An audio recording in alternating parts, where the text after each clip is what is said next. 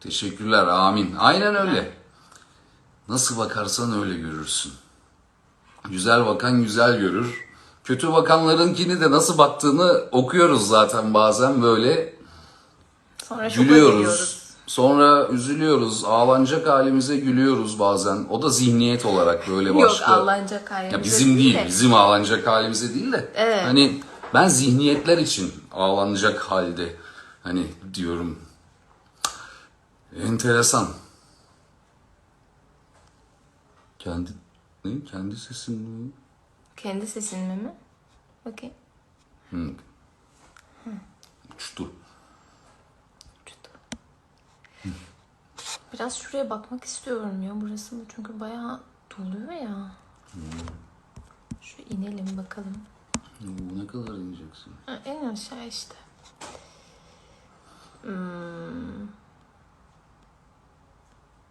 Güzelliğinin sırrı ne Özge?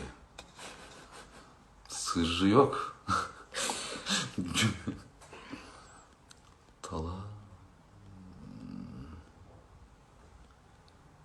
Oruçlu musun? Şu an mı? Yok. Şu an mı oruçlu muyuz?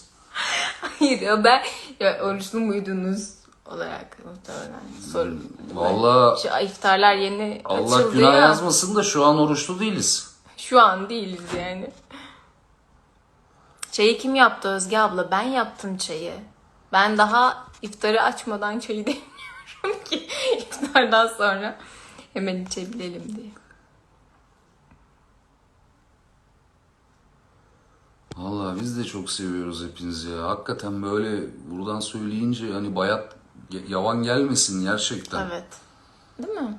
Yani Çünkü seviyoruz yani. Vallahi yalan yok. vallahi öyle biz çok mutlu Seviyoruz. oluyoruz ya böyle hani sevenlerimizle, değer verenlerimizle vakit geçirmekten. Sokakta da öyle birçoğunuz ya da denk geldiğimiz birçok insan şahittir.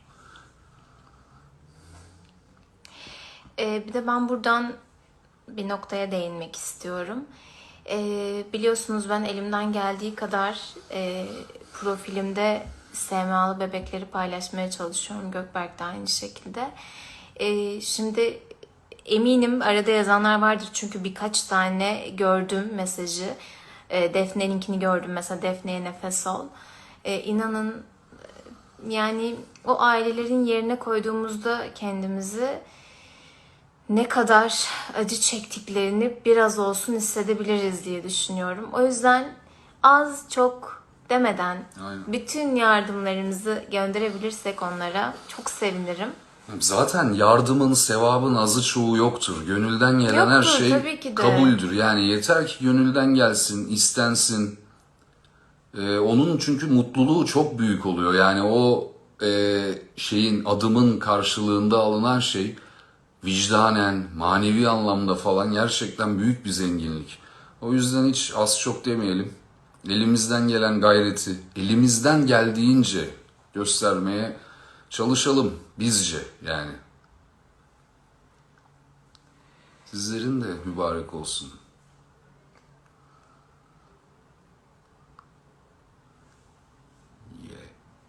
Yok, iyi akşamlar.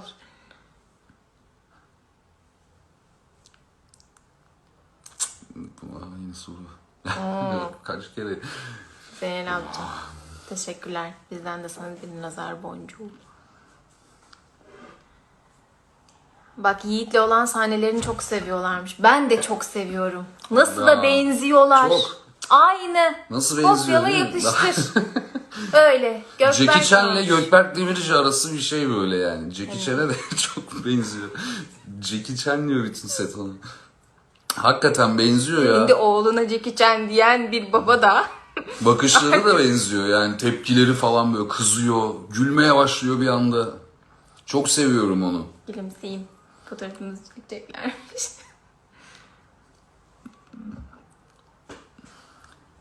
India. Vallahi ben de çok seviyorum Yiğit'le olan sahneleri.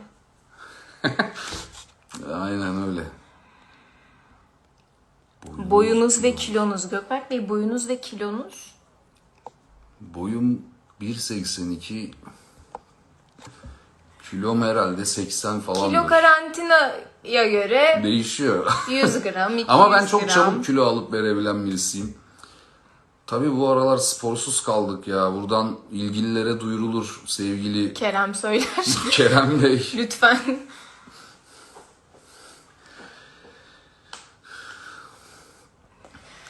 Ama evet, ihmal etmeyin. Yani elinizden geldiğince evde 10 dakikanızı bile ayırıp yani yaptığınız egzersizin vücudunuza özellikle şu dönemde katkısı çok büyük olur. Kesinlikle. Hareket berekettir. Unutmayalım. Aynen. İşleyen demir ışıldar. Daha kaç atasözü sayabilirim. Bu arada bir şey söyleyeceğim ya. Geçenlerde çok kişi yazmıştı. Yani böyle bazen açıklama yapıyorum, sonra kendi mantığımdan bile şüphe ediyorum. Neden bunun açıklamasını yapıyorsun diye de artık yani o raddeye gelmişiz. Buna gerek duyar olduk. Biraz üzücü tabii de. Ben bitse de gitsek gibi değil de dedim orada. Hani bir kere daha belki 5, 6, 7, 15, 25 kere daha izlenirse orada anlaşılacaktır. Hani bitse de gitsek gibi değil de diyorum. Oradaki olayım da şu, benim bazen böyle yani algı sorunu mu yaşıyorum bilmiyorum. Şeyi Çabuk söyleyelim ama dağılıyor. röportajından bahsediyorsun Röportajda değil mi şu an? YouTube hani bitse de röportajından. gitsek gibi değil. Hatta bazen böyle bittiği zaman biz oturup orada arkadaşlarımızla vakit bile geçiriyoruz. Yani muhabbet ediyoruz, sohbet ediyoruz, çay kahve Ben de içiyoruz. gidiyorum. Özge de geliyor çoğu zaman. Yani şöyle, orada demek istediğim sadece iş harici hiçbir şeye odaklanmıyorum. Yok efendim bilmem ne olmuş, eline değmiş de vay Allah kahretsin Gökberk seni falanlar filanlar, böyle değişik değişik şeyler. O yüzden o tarz şeylerle ilgilenmiyorum. İşime bakıyorum. Yani o yüzden bu kadar izleniyor, seviliyoruz çok şükür. Çünkü sadece işimize veriyoruz, vermeye çalışıyoruz kendimizi. Yok biz hayatını Instagram'da veya böyle elinde telefonla geçiren tiplerden de değiliz. Elinde telefonla vakit geçirip para kazanan insanlardan da değiliz. Yani Bizim o yüzden mesleğimiz değil bizim çünkü. para kazandığımız alan setler, o kameranın karşısı. O yüzden haliyle ilgi odağımızı oraya veriyoruz. Çalışırken yani elimden geldiğince, bu rahmetli annem vefat ettikten 10 gün sonra sete çıktım. O zaman için de geçerliydi. Hani dimdik durmak mecburiyetindeydim. Çünkü orası iş yeri ve işini yapmak zorundasın Tamam orada. abi kızma diyor bak. Yok kızmadım canım, Kızma, kızma. anlatıyorum bazen. Kızmıyor. Ben de celalleniyorum böyle çabuk. Halil İbrahim Ceyhan'la nasıl tanıştınız? Halil İbo'yu da çok severiz buradan. Saygılar, Evet, sevgiler sevgiler. kendisine de. Yakışıklı arkadaşım benim. Başarılar diliyoruz ona da her Nasıl zaman. tanıştık?